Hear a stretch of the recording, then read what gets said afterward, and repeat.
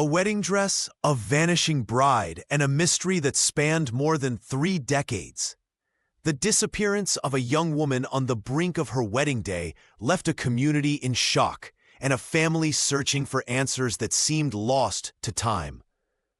Before we begin, make sure to subscribe to the channel and comment where you're watching from. The rain tapped against Emma Rodriguez's studio window as she scrolled through vintage clothing listings, searching for inspiration for her next series. October 15th marked the anniversary of her move to Seattle, and the gray skies matched her contemplative mood. Her finger paused over an image that seemed to glow against her screen. An ivory silk wedding dress, its description sparse but haunting. 1992, never worn. Emma stared at the gown, transfixed by its pristine condition and the untold story it carried. As an artist known for exploring abandoned narratives, she immediately transferred funds for the purchase, not yet knowing the weight of history she was claiming.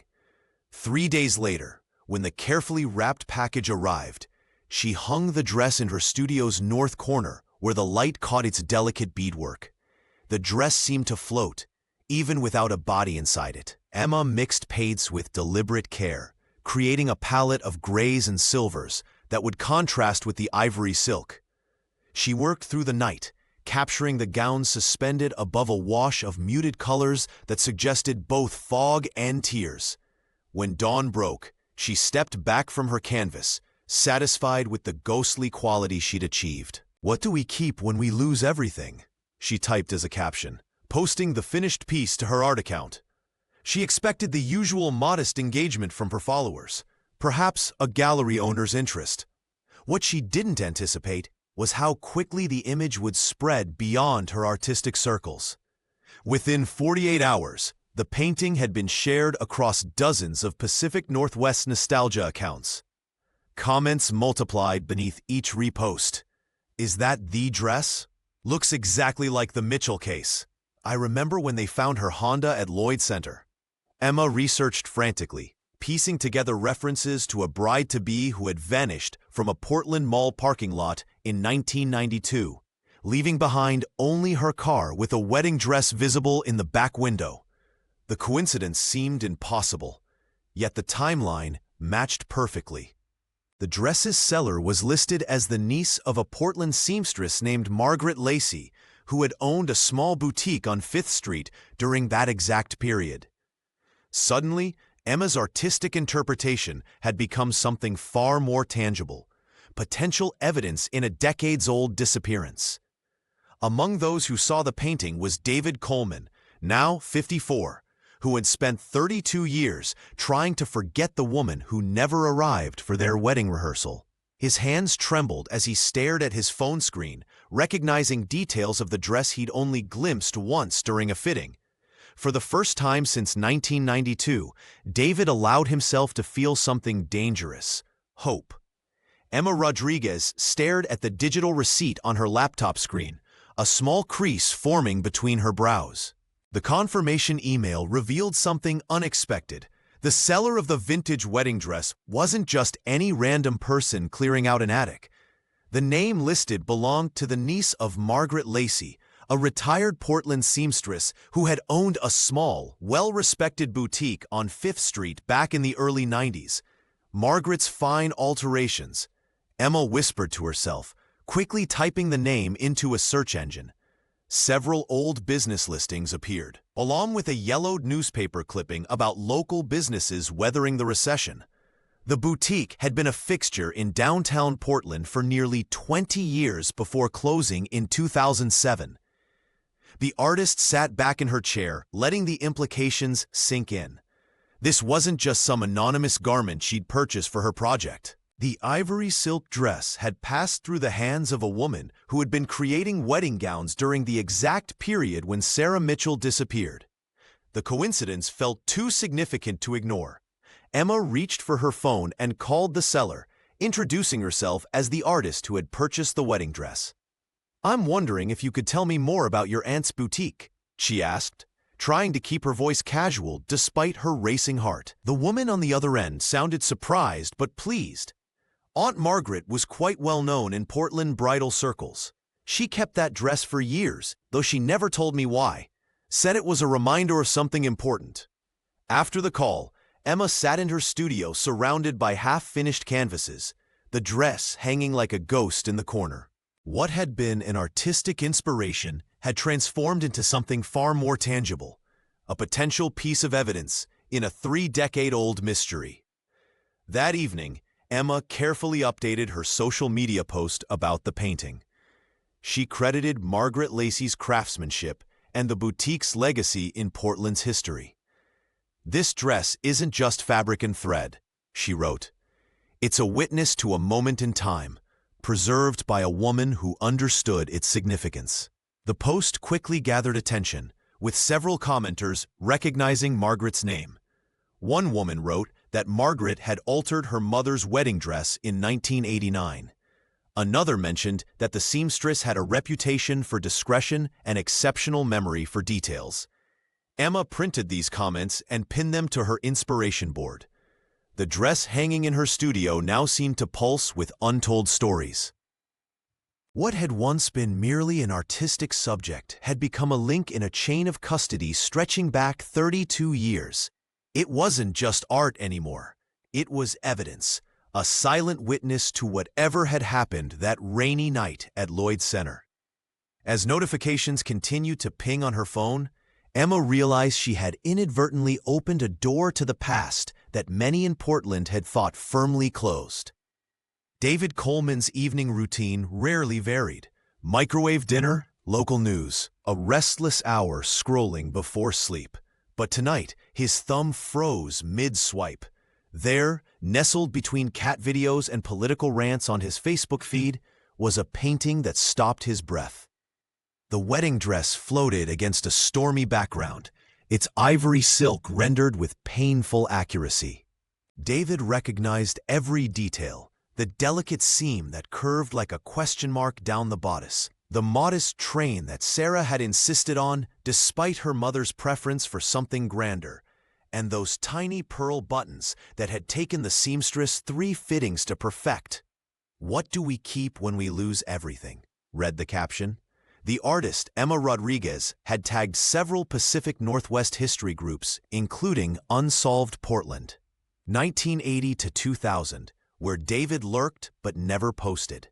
His hands trembled as he enlarged the image. 32 years of carefully constructed normalcy crumbled. The dress wasn't just similar to Sarah Mitchell's, it was hers. The dress she never wore, the dress that had disappeared along with her that rainy October night in 1992. Sleep abandoned him. By morning, David had read every comment, studied Emma's profile, and made a decision he couldn't explain to anyone, least of all himself. He called in sick to work for the first time in 3 years.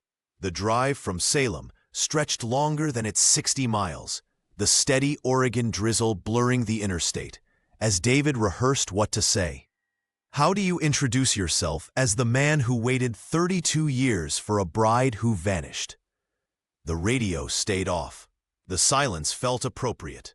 Emma's studio occupied the 2nd floor of a converted warehouse in Portland's industrial district. She greeted him with artist's hands, flecks of paint beneath her nails, a smudge of blue on her wrist. Her eyes widened slightly at his appearance, and David realized he hadn't shaved or changed from yesterday's clothes. "You're here about the dress," she said. Not a question. The painting stood on an easel, larger and more devastating in person. Beside it hung the actual dress on a simple mannequin, its fabric yellowed slightly with age, but unmistakable. David approached it slowly, as if it might dissolve under his gaze. He stood before it, hands at his sides, unable to touch what had once been meant for the most important touch of all. "Thank you," he managed, the words scraping his throat. "For finding it, for painting it." Emma watched him carefully. "You knew her." David nodded, the ache in his voice unmistakable as he finally said, "I was supposed to marry her." The muslin garment bag lay open on Emma's wooden workbench, the ivory silk wedding dress carefully arranged beside it. David Coleman stood motionless, his eyes fixed on something almost invisible to anyone else, a tiny blue thread, no longer than an eyelash, caught in the seam of the bag's interior. "This is it," he whispered, his voice barely audible above the soft patter of rain against the studio windows. Margaret always used blue thread to mark when a dress was completely finished. Emma Rodriguez leaned closer, her artist's eye appreciating the deliberate nature of the mark. "How do you know that?" "Sarah told me," David replied, his fingers hovering above the thread without touching it. She was so excited about Margaret's attention to detail. Said the blue thread was like a secret handshake between the seamstress and the bride, their private signal that everything was perfect. The significance of this tiny detail washed over them both. This wasn't just any dress that resembled Sarah Mitchell's. This was her actual wedding gown, completed and ready for collection on that fateful October day in 1992. "This changes everything," Emma said, carefully photographing the thread with her phone. "We can now pinpoint that Sarah picked up the dress on the same day she disappeared." David nodded, memories flooding back with painful clarity. She had an appointment at 3:30. The Lloyd Center parking lot receipt was time-stamped at 4:15. His voice caught. "I always wondered if she'd even made it to the fitting."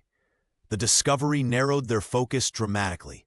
Whatever happened to Sarah had occurred in a specific window of time, after collecting her completed wedding dress, but before she could return home with it. The garment bag, the blue thread, the red Honda in the parking lot, these pieces now formed a timeline that felt almost tangible. "We need to call Detective Morrison," Emma said, already reaching for her phone. "This confirms Sarah was at the mall that afternoon. It means we can start reconstructing her movements minute by minute." David ran his hand along the edge of the garment bag, careful not to disturb the evidence. 32 years, he murmured. All this time, and Margaret's little blue thread was waiting to tell its story. The Portland Cold Case Unit would now have a concrete timeline to work with, not speculation or faded memories, but physical evidence linking Sarah to a specific location at a specific time. The blue thread, intended as a seamstress's mark of completion, had become something else entirely, the first reliable clue in decades. "We're going to need everything about the Lloyd Center from that day," David said, his determination visibly strengthening. "Security logs, employee schedules, maintenance records, anything that might tell us who else was there when Sarah picked up her dress." The rain intensified outside, drumming against the windows like impatient fingers, as if the very elements were urging them forward in their search for answers. Detective Rachel Morrison squinted at the evidence box as she set it on her desk. Rain pattered against the window of her cramped office at Portland Police Headquarters, where motivational posters competed for space with stacks of manila folders. At 34, she was the youngest detective in the Cold Case Unit, but her reputation for methodical persistence had already earned her respect among veterans. 90 days, she said, tapping her pen against a legal pad. "That's what I can give this case. Not a day more without new evidence." David Coleman nodded, his hands clasped tightly in his lap. The fluorescent lights emphasized the lines around his eyes, lines that hadn't been there when Sarah disappeared. He watched as Rachel carefully removed the original missing persons report, now yellowed with age. "I need to be clear about something," the detective continued, her tone professional but not unkind. "In our records, Sarah Mitchell is classified as missing, not deceased. There's an important distinction there, both legally and procedurally." "I understand," David replied, his voice barely above a whisper. Rachel pulled out a notepad and wrote 3 bullet points, turning it so he could read them. "These are my ground rules. First, we don't speculate to the media, not even hints. Second, everything goes through me before it goes public. Third, we follow procedure to the letter." She tapped the third point firmly. This isn't TV. Cold cases aren't solved with hunches and dramatic confrontations. David nodded again, fighting the urge to argue that 32 years was long enough to wait. The contrast between them couldn't have been starker, his emotional investment against her professional detachment. Yet something in her steady gaze told him she cared more than she let on. "The wedding dress and the blue thread are interesting," Rachel admitted, flipping through the initial statements.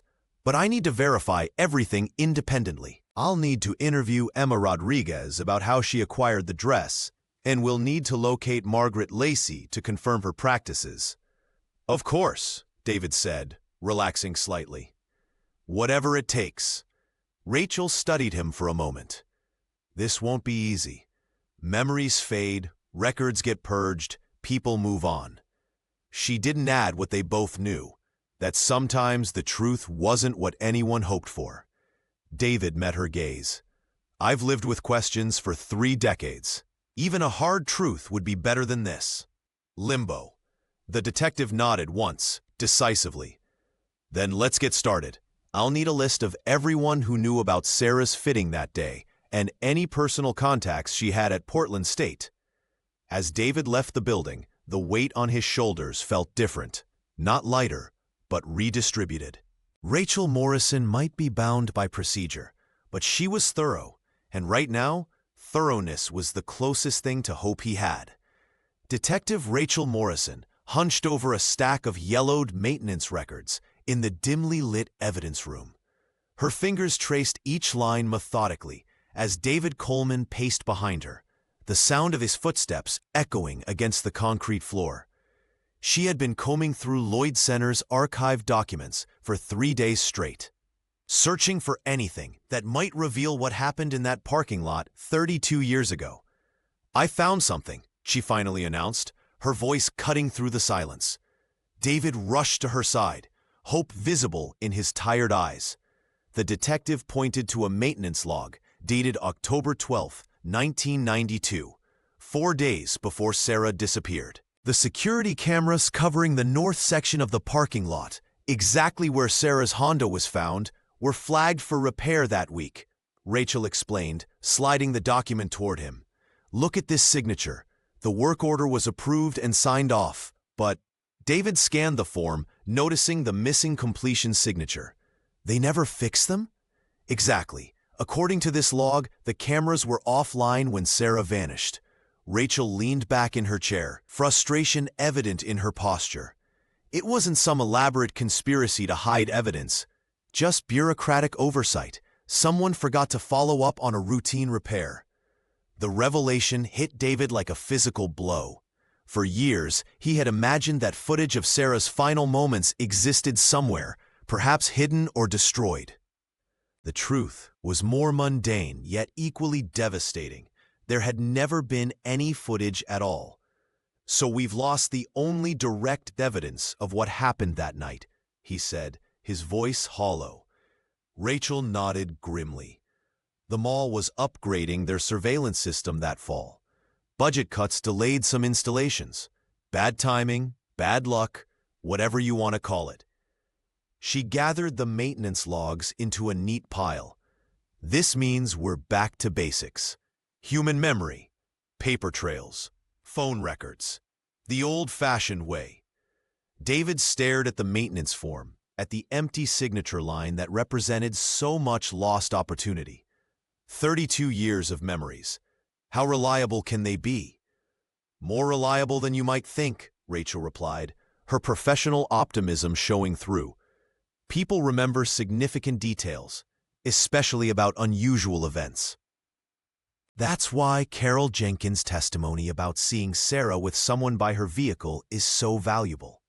She stood up, stretching her back after hours hunched over documents.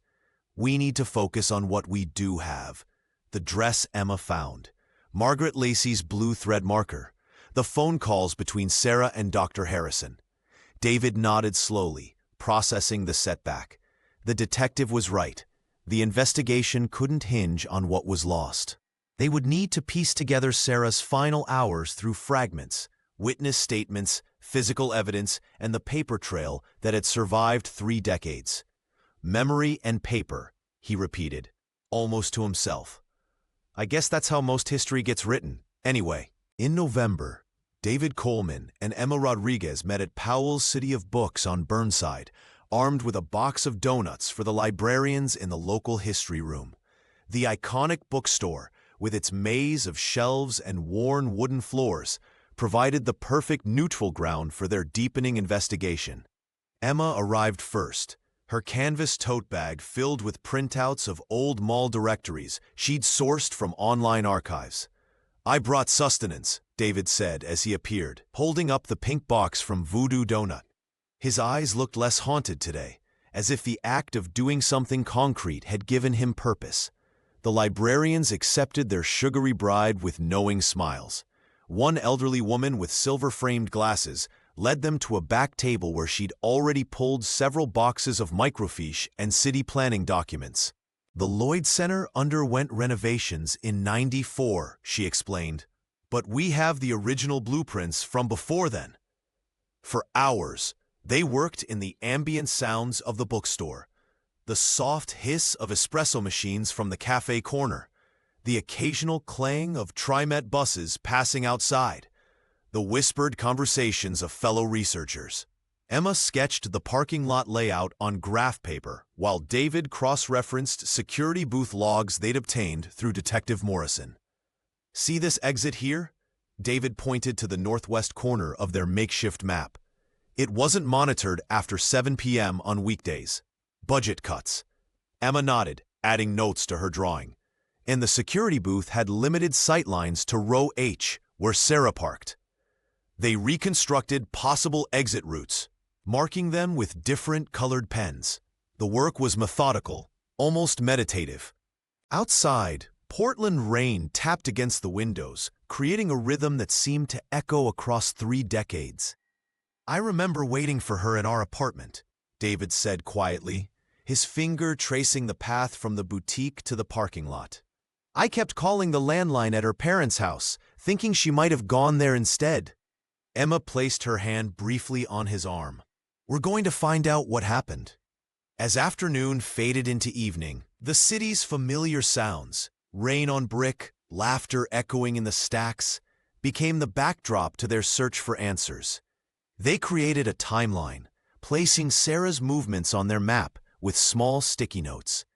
The dress fitting ended at 5:15, Emma said, consulting Margaret Lacey's old appointment book. And Carol Jenkins saw her talking to someone by her car around 6. 45 minutes, David murmured. What happened in those 45 minutes? The map before them couldn't answer that question, but it narrowed the possibilities, creating a framework of time and space within which the truth might finally be found. Emma's painting had been shared across various social media platforms, gaining attention beyond the art community. The haunting image of the floating wedding dress seemed to touch something deep in the collective memory of Portland residents who remembered the mysterious disappearance from 32 years ago. On a rainy Tuesday morning, Emma Rodriguez checked her website's inbox and found an email that made her heart skip. The subject line read simply, "About your wedding dress painting." The message was brief but electric with possibility. I saw your painting. I have to tell someone what I saw. The sender identified herself as Carol Jenkins, a retired administrator from Lloyd Center Mall. Emma's fingers trembled slightly as she read the message twice, then immediately forwarded it to both David Coleman and Detective Rachel Morrison. This could be exactly what they needed. Someone who had been there. Someone who might have witnessed something crucial on that fateful night in 1992.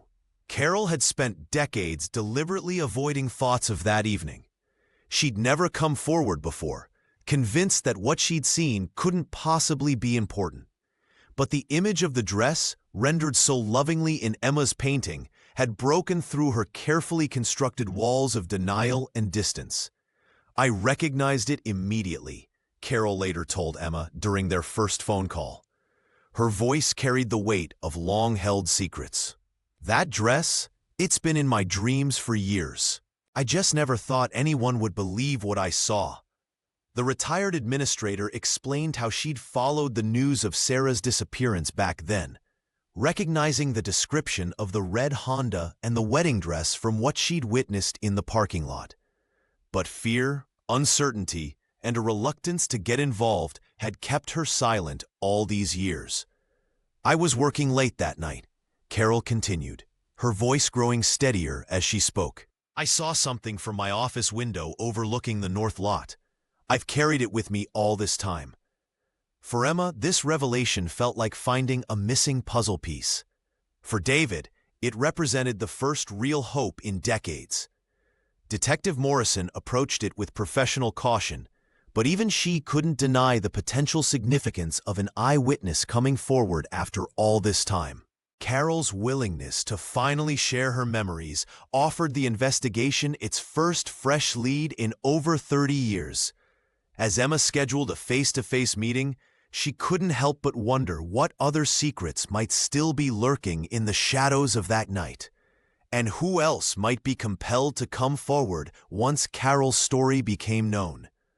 Rain pattered against the windows of Rosemary's Cafe, a cozy establishment tucked in Northeast Portland's Alberta district. David Coleman and Detective Rachel Morrison sat across from Carol Jenkins, whose weathered hands trembled as she gripped a chipped blue ceramic mug. The retired mall administrator had avoided revisiting that night for 3 decades, but Emma's painting had stirred something she couldn't ignore. I was working late, Carol began, her voice barely audible above the hiss of the espresso machine. Security had called in sick, so I was doing final rounds before lockup. She paused, taking a small sip of her tea. That's when I saw her in the parking lot, standing by a red Honda. Rachel leaned forward, her notepad ready. You're certain it was Sarah Mitchell? Young woman, wedding dress bag visible through the back window. Yes.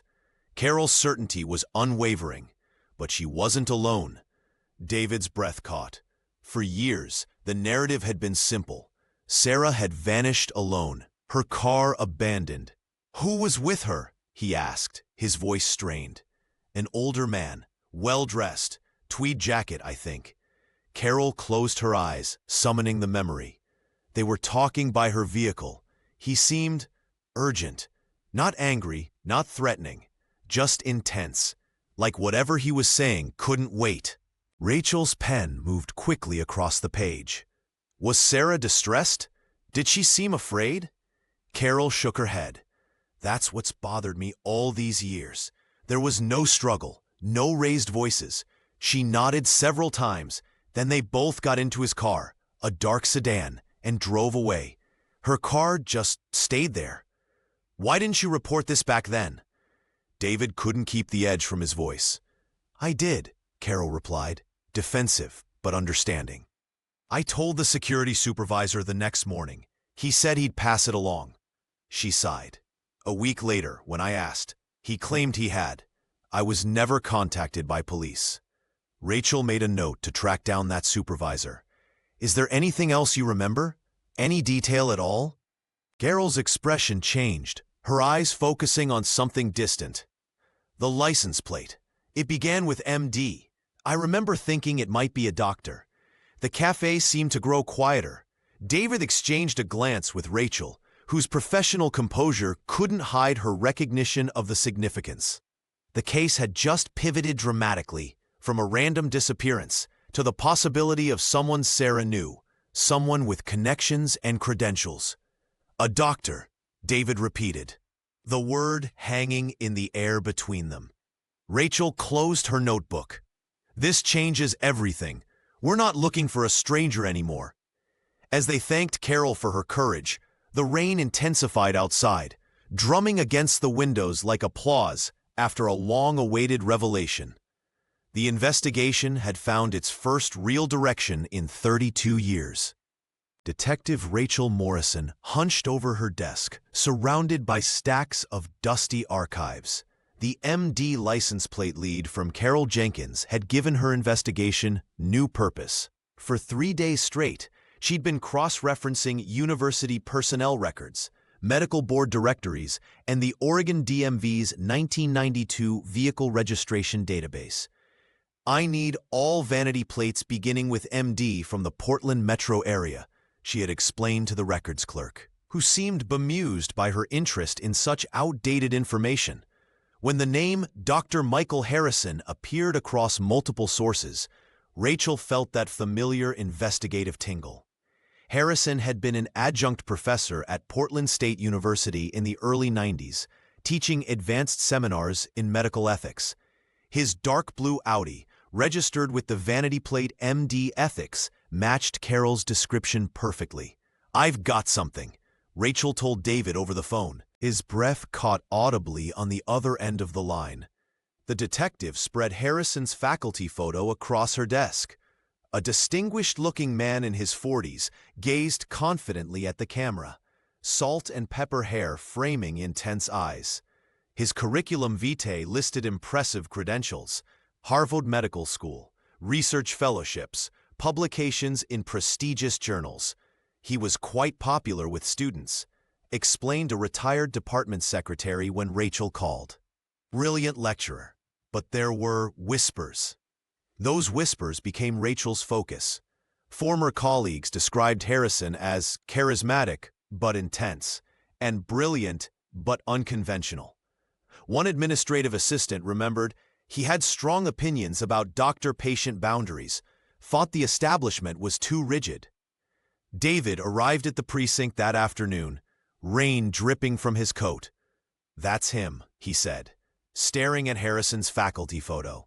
"I remember seeing him at a campus event Sarah attended. I never thought—" Well, Rachel pulled out a campus newspaper from 1992. Harrison abruptly stopped teaching undergraduates after the fall semester that year. The official reason was increased research commitments, but the timing coincides exactly with Sarah's disappearance, David finished, his voice hollow. The detective nodded. He maintained his medical practice and graduate seminars, but withdrew from undergraduate teaching entirely. And look at this. She pointed to Harrison's committee assignments. He served on both academic ethics boards and hospital review panels. He moved between worlds. "Do you think Sarah was his student?" David asked. "I don't know yet," Rachel replied. "But Harrison's sedan with those distinctive plates puts him at the Lloyd Center that night. And his sudden career shift right afterward? That's not coincidence." The investigation had found its focal point. After decades of fog, they now had a name, a face, and a vehicle. The question was no longer just what happened to Sarah Mitchell, but what role Dr. Michael Harrison had played in her disappearance. The yellowed pages of phone records spread across Detective Morrison's desk like fallen leaves. She'd spent 3 days combing through archived logs from the Pacific Bell office, fighting through bureaucratic red tape to access records that most considered obsolete. David Coleman sat across from her, his fingers drumming nervously on the armrest of his chair. "Look at these," Rachel said, pointing to a series of highlighted entries. 5 calls from Sarah's home number to Harrison's campus extension between December 9th, 1991 and February 3rd, 1992. David leaned forward, squinting at the faded printouts. Each call lasted between 3 and 7 minutes. Brief exchanges that, in any other context, might seem perfectly ordinary. "Could be academic," he suggested, though his voice betrayed his doubt. "She might have been taking one of his classes." The detective shook her head. "I checked the enrollment records. Sarah wasn't registered for any of his courses." She slid another document across the desk. "But she did attend a public lecture series he gave on medical ethics that fall."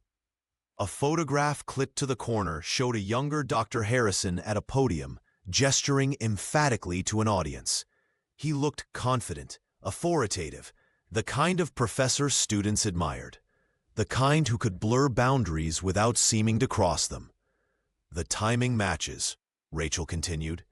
"The first call came 2 weeks after the final lecture." David ran his hands through his hair, a habit that had intensified since Emma's painting had reopened old wounds. So she reached out to him afterward. That doesn't necessarily mean. No, it doesn't, the detective interrupted gently.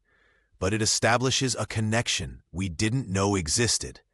The afternoon light filtered through the blinds, casting striped shadows across the timeline they'd constructed on the office wall. What once seemed like random events, a disappearance, an abandoned vehicle, a never-worn dress, now formed a constellation of connections, with Michael Harrison emerging as a central point. The last call, David noted, tapping the final entry, was just 3 weeks before she disappeared. Rachel nodded, and 2 days before she scheduled her final dress fitting with Margaret Lacey. The weight of these mundane details, phone calls, appointments, lectures, suddenly felt enormous. Each represented a choice, a moment when Sarah's path might have changed. For David, every new revelation was both a gift and a burden, bringing him closer to truth while forcing him to reconsider everything he thought he knew about the woman he'd planned to marry. "We need to find out what they discussed," he said finally. "That's the hard part," Rachel replied, closing the folder. "Phone records tell us when and where, but never why or what." She looked at him with professional compassion. "And sometimes, David, those are the only questions that really matter." The January rain pelted against the windows of the Portland Cold Case Unit as Detective Rachel Morrison hung up the phone with a frustrated sigh. For the 3rd time that week, her request to access Dr. Michael Harrison's sealed personnel files at Portland State University had been denied. The university's legal department insisted that without a court order, those records would remain locked away, regardless of how many decades had passed. "They're treating this like I'm trying to violate someone's privacy," Rachel explained to David Coleman, who sat across from her desk, his fingers drumming anxiously on his coffee cup. "But Harrison has been dead for years, and these records could tell us whether there were any complaints or disciplinary actions that might connect to Sarah." David ran a hand through his graying hair. "Can't you just get a court order?" "I'm trying, but the judge wants more concrete evidence before signing off. It's a catch-22. We need the files to build evidence, but we need evidence to access the files." The detective shuffled through papers, her methodical nature at odds with the bureaucratic maze they faced. The medical board proved equally unhelpful. Their representative had politely informed Rachel that discussing a deceased physician's record required family consent, something Evelyn Harrison seemed unlikely to provide, given her reluctance to revisit her husband's past. "It's like they've built walls specifically designed to protect people like him," David said, his voice tight with restrained emotion. He stood and paced the small office, stopping to stare out at the rain-slicked streets below. 32 years, and we're still hitting the same dead ends. Rachel watched him carefully. In their weeks of working together, she'd come to recognize the subtle shifts in his demeanor, the way his shoulders tensed when hope threatened to overwhelm caution. "There's something else bothering you," she observed quietly. David turned, his expression conflicted. What if Sarah left willingly? What if she chose to disappear with Harrison? The words seemed to pain him physically. "All these years I've pictured her as a victim, but what if she wasn't? What if she just didn't want the life we were planning?" The detective considered his words carefully. Would knowing that be worse than not knowing anything at all? "I don't know," he admitted, turning back to the window. "I've spent half my life wondering what happened to her. But now I'm wondering if the truth might just replace one kind of pain with another." Rachel stood and joined him at the window. "Whatever we find, David, it won't change who Sarah was to you. But we owe it to her to find out what really happened that night at Lloyd Center." Outside, the Portland rain continued to fall, washing away traces of the past while they fought to preserve them. Detective Rachel Morrison sat across from Evelyn Harrison in the sun-dappled living room of a modest East Side bungalow. The widow's silver hair was pulled back in a neat bun, her posture impeccable despite the weariness that seemed to hang from her shoulders like an invisible weight. "I appreciate you seeing me," Morrison said, accepting a cup of tea. The detective noticed how the older woman's hands trembled slightly as she poured. "My husband has been gone for 7 years now," Evelyn replied, her voice soft but measured. "I'm not sure what help I can be in a case from so long ago." Morrison explained the renewed investigation without revealing David Coleman's personal connection. She mentioned only that new evidence had surfaced linking Dr. Michael Harrison to Sarah Mitchell's disappearance. Evelyn's face remained composed, but something flickered behind her eyes. "Michael was many things," she said after a long pause. "Brilliant, demanding, complicated." She set her cup down with deliberate care. He abruptly stopped teaching undergraduates after fall 1992. When I asked why, he only said it was better that way. The detective leaned forward slightly. "Did he ever mention a student named Sarah Mitchell?" "Detective, my husband taught hundreds of students over the years." Evelyn's tone remained polite, but a defensive edge had crept in. "And our marriage was," she searched for the right word, "compartmentalized." Morrison nodded, understanding the unspoken boundaries. She changed tactics, asking instead about any records Michael might have kept. "He was meticulous about his paperwork," Evelyn admitted. "After he died, I couldn't bear to sort through it all. There's a storage unit in Troutdale with boxes of his old grade books, lecture notes, and records." She wrote the address and unit number on a notepad, sliding it across the coffee table. "You can look through whatever you need to. The code is his birthday." As Morrison stood to leave, Evelyn walked her to the door. The widow paused with her hand on the doorknob, her voice suddenly smaller. "You can look through his things, detective. But please don't ask me to remember all of him. Some parts are better left in those boxes." The message was clear. Evelyn had made her peace by compartmentalizing her memories, just as her marriage had been compartmentalized. Whatever secrets lay in those storage boxes, she had chosen not to unpack them alongside her grief. Morrison thanked her and stepped out into the pale February sunlight, the storage unit address burning a hole in her pocket. She immediately called David.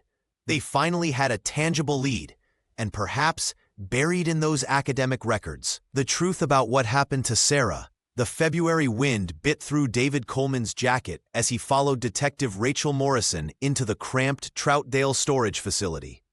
Evelyn Harrison had provided the key with reluctance etched into her face, the same reluctance that now hung in the stale air as they lifted the metal door. "I haven't touched Michael's things since," she had said, letting the sentence trail off like footprints in snow. Inside, cardboard boxes lined metal shelves, each labeled in the same precise handwriting that had once graded student papers. The detective pulled on latex gloves with practiced efficiency, while David stood awkwardly, unsure of his role in this official procedure. "Start with the academic files," Morrison instructed, pointing to a stack marked 1990 to 1993.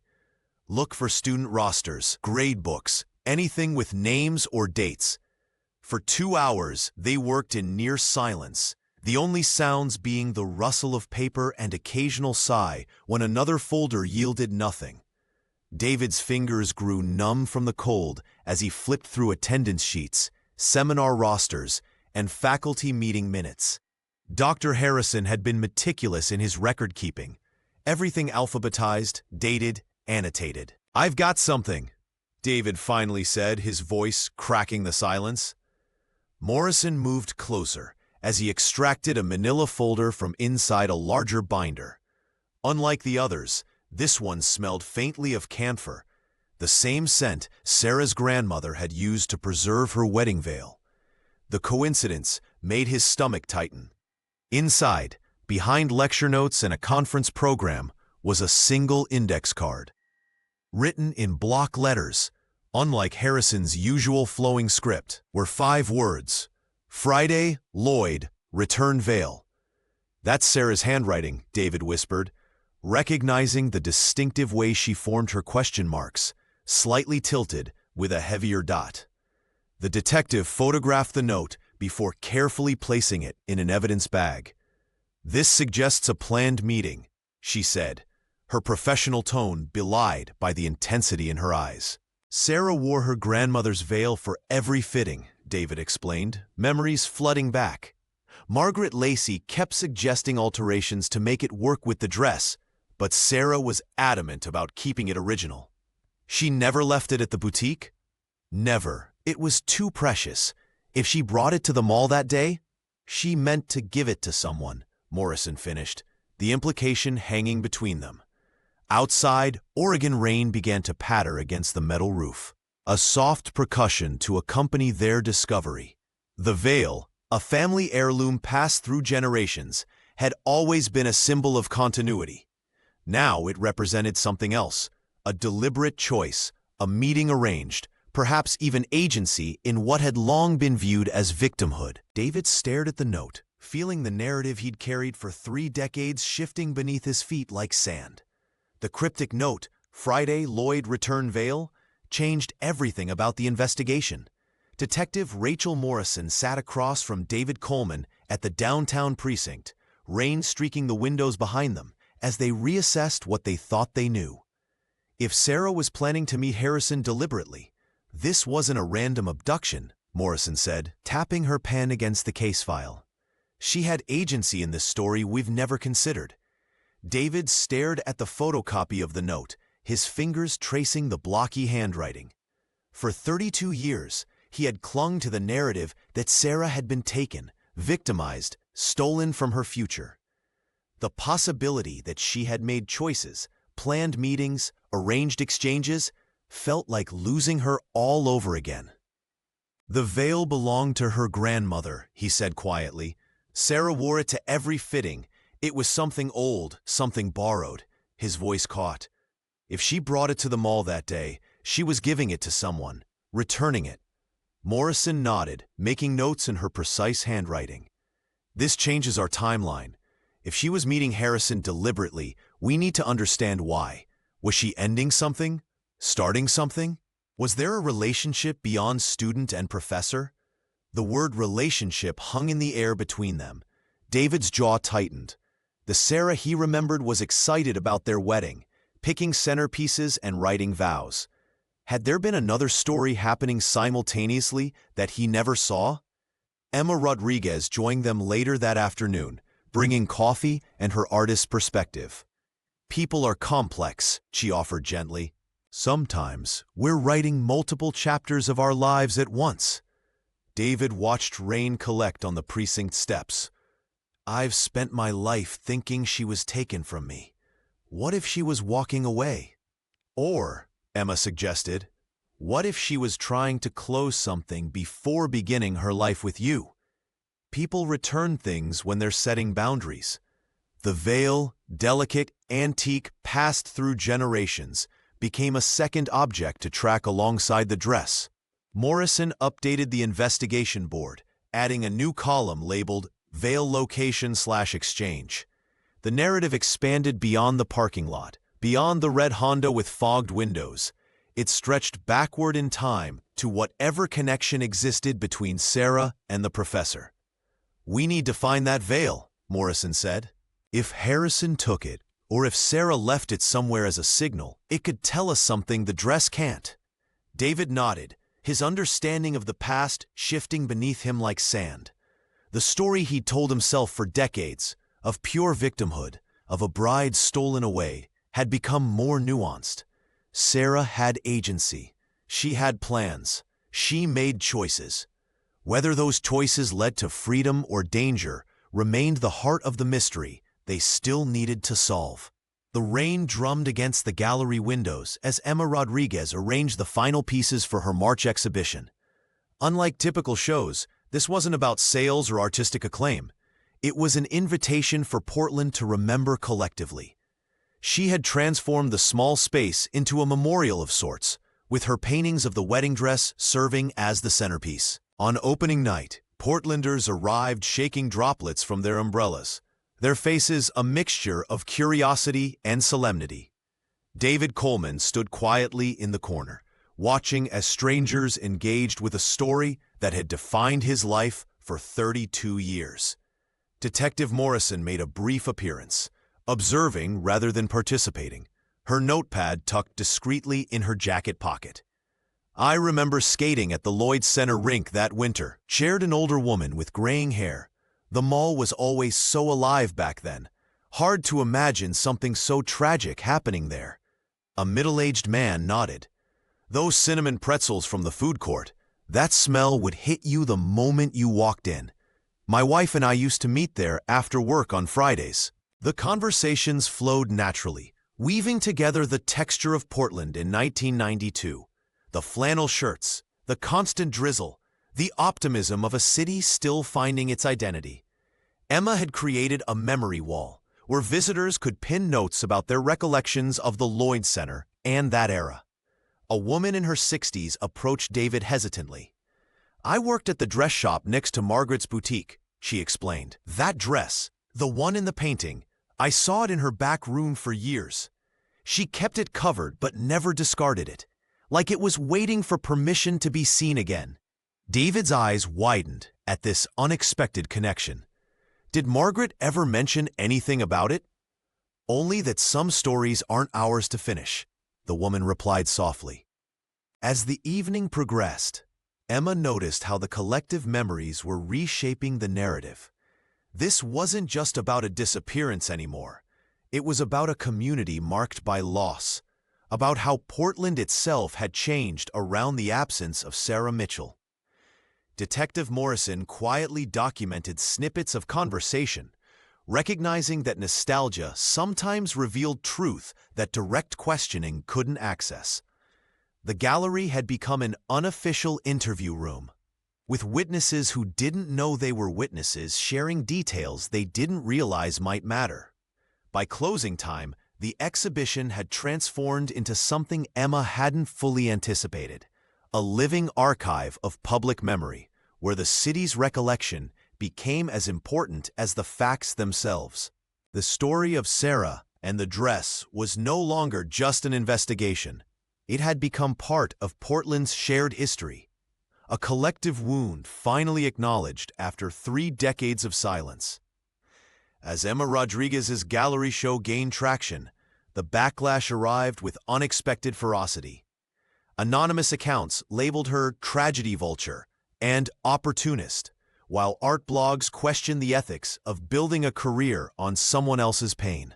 The Seattle artist found herself caught between her genuine desire to honor Sarah Mitchell's story and the public perception that she was exploiting it.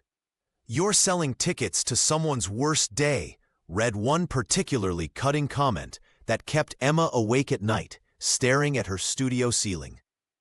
The situation escalated when Margaret Lacey's niece, who had originally sold the wedding dress, sent a formal cease and desist letter. "That dress was never meant to become a spectacle," the letter stated. "It was a private artifact with a painful history."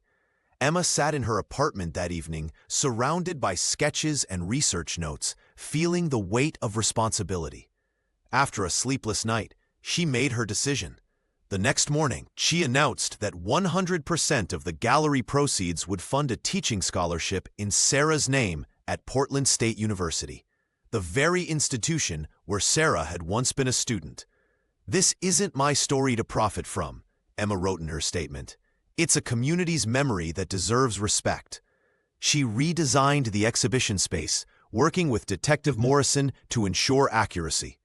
Each speculation was clearly labeled as such, with a color-coded system distinguishing confirmed facts from educated guesses.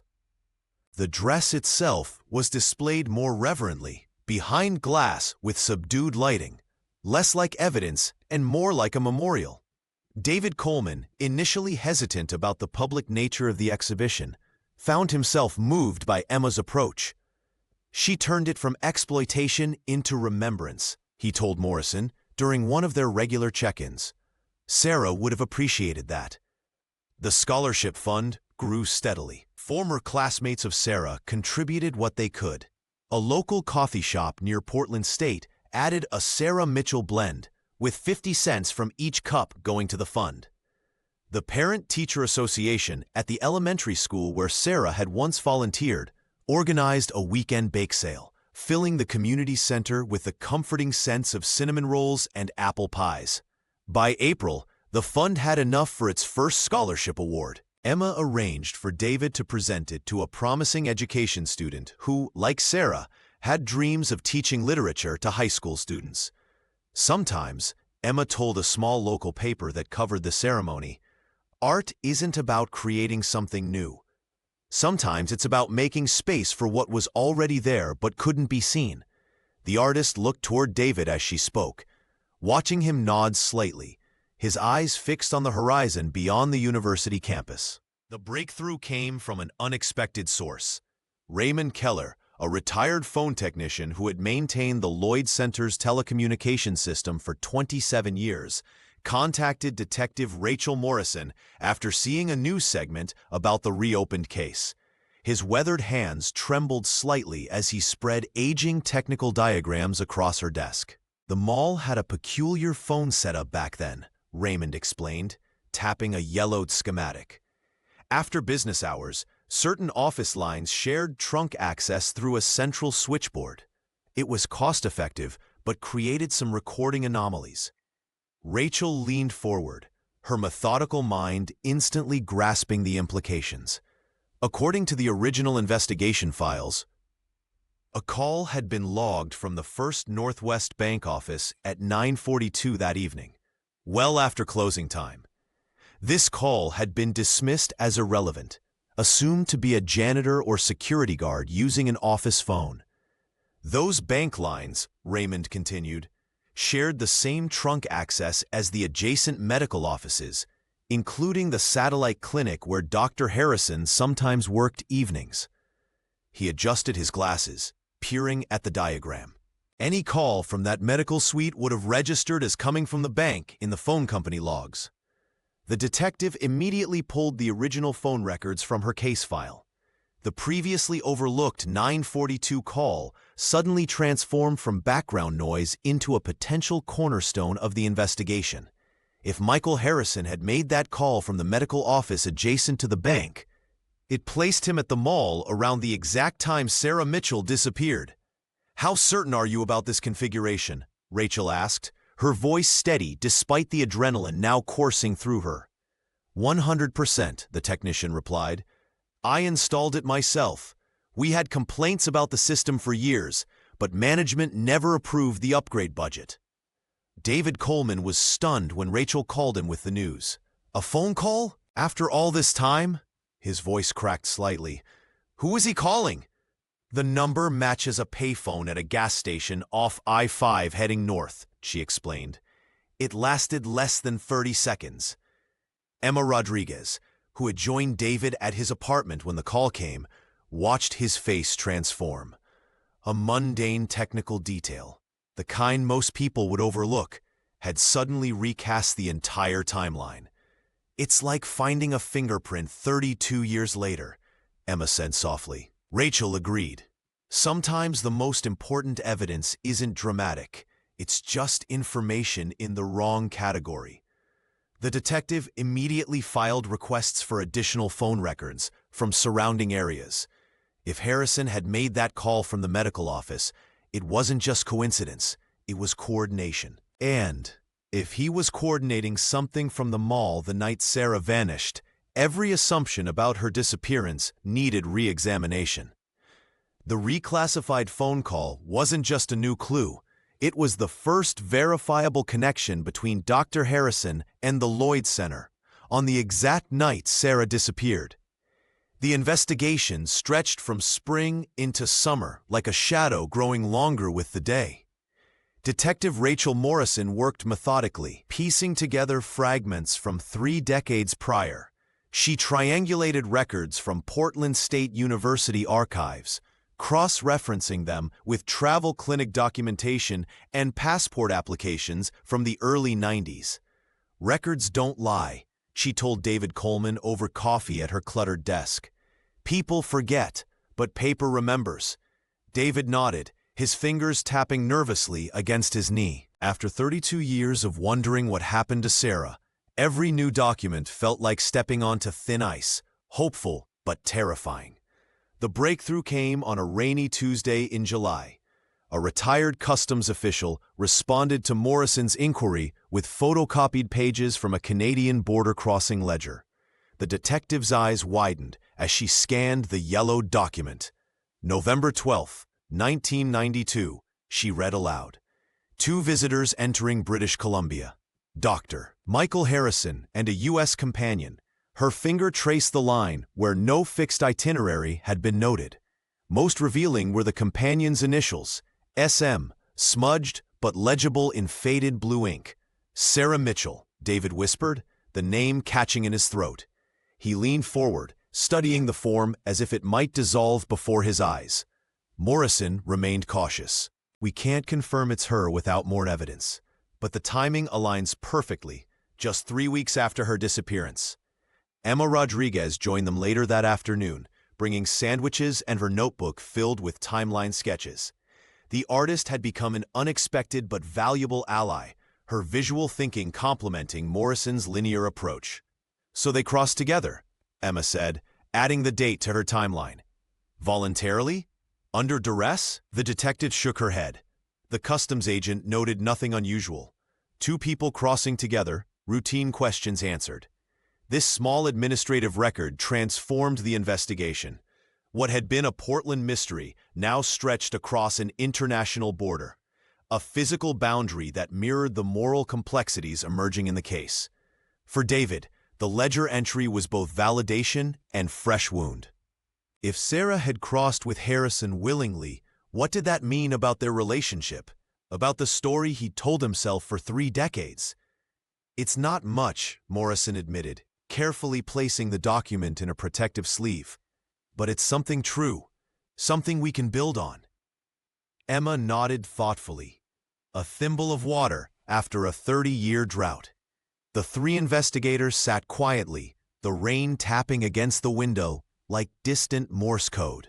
The ledger entry wasn't closure, far from it, but it was the first tangible evidence that Sarah Mitchell hadn't simply vanished. She had gone somewhere, with someone, for some reason, and for the first time in 32 years, they had a direction to look. By October 15, 2025, exactly 1 year since Emma Rodriguez first discovered the vintage wedding dress, the gallery air hung thick with the scent of wet wool and lemon polish. Rain tapped against the windows, creating a gentle soundtrack for the visitors who moved quietly through the exhibition space. Emma's new canvas dominated the far wall, depicting the dress grounded in reality rather than floating ethereally. Its ivory hem was dusted with fallen maple leaves, while a delicate veil lay carefully folded on a nearby chair, both objects rendered with meticulous attention to detail. A small, unobtrusive placard listed the investigative team's self-imposed rules. Every fact sourced, every speculative leap clearly labeled, every object introduced before it mattered to the narrative. David Coleman stood before the painting, his weathered face reflecting both grief and gratitude. The search had not given him the closure he initially sought, but something perhaps more valuable, a truth complex enough to honor Sarah's memory. Detective Morrison moved among the attendees, her professional demeanor softened by the months of collaboration. She paused beside a digital display where visitors could access the investigation's website. Now a living archive containing scanned documents, maintenance logs from the Lloyd Center, the cryptic return veil, note from Dr. Harrison's storage unit, and a dedicated phone number for tips. It wasn't what we expected, Emma said, approaching David with 2 paper cups of coffee. But it's something true. He nodded, accepting the warm cup. Sarah would have appreciated the honesty, the not knowing everything, but admitting it. The gallery had transformed into something between a memorial and an ongoing investigation. Margaret Lacey's niece had contributed her aunt's sewing journals, which now rested in a glass case alongside Carol Jenkins' written testimony. Even Evelyn Harrison had sent a brief, handwritten note acknowledging the exhibition. What they had created wasn't closure, but an invitation, a space where memory could breathe and evidence could speak. In the corner, a donation box for Sarah's teaching scholarship overflowed with contributions. As evening approached, Emma addressed the small crowd. In Portland, luck is just the name people give to the work they can see, she said, echoing a local saying. And sometimes, after 32 years, something online is not a miracle, but just enough light for someone to finally point and say, I recognize that. The exhibition would continue for another month, but its digital presence would remain permanent, a testament to a community's collective memory and the power of patient, careful truth-seeking. As visitors departed into the autumn evening, the dress remained, finally telling its own story.